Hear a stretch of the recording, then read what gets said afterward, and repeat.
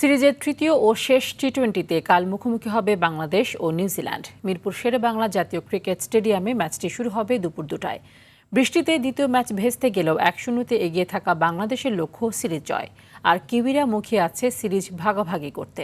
বিস্তারিত জানাচ্ছেন রাফি আমিন।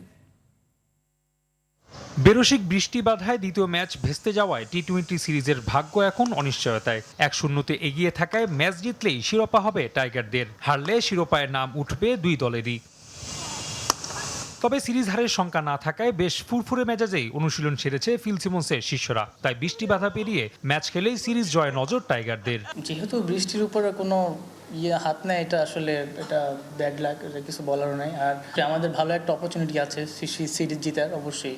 সো আমরা চাইবো যে অবশ্যই জিতার জন্য খেলা। অবশ্য ম্যাচ জিতেই সিরিজ নিশ্চিত করতে চাইবেন অধিনায়ক লিটন দাসও। তাতে মাহমুদুল্লাহ ও সাকিবকে পেছনে ফেলে বাংলাদেশের প্রথম অধিনায়ক হিসেবে 17টি টি-20 ম্যাচ জয়ের মাইলফলক স্পর্শ করবেন তিনি। তাই রেকর্ডের আগে নেতৃত্ব নিয়েও প্রশংসা কুড়াচ্ছেন সতীর্থদের। আমরা লাস্ট টি-20 অনেকগুলো সিরিজ আমরা উইন করতে পেরেছি। সো এটা আসলে আমাদের টিমের মধ্যে একটা ভালো একটা বন্ডিং হয়েছে। সো আনফর্চুনেটলি আমরা ওয়ার্ল্ড কাপটা মিস করে ফেলেছি, এটা তো কিছু করার নেই। তাও আমরা অনেক ভালো প্রিপেয়ার্ড ছিলাম।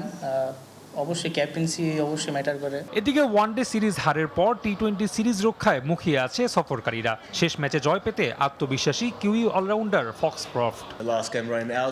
শেষ ম্যাচটা বৃষ্টির কারণে হয়নি, তাই সিরিজ সমতায় আনার জন্য আমাদের হাতে দারুণ একটা সুযোগ আছে।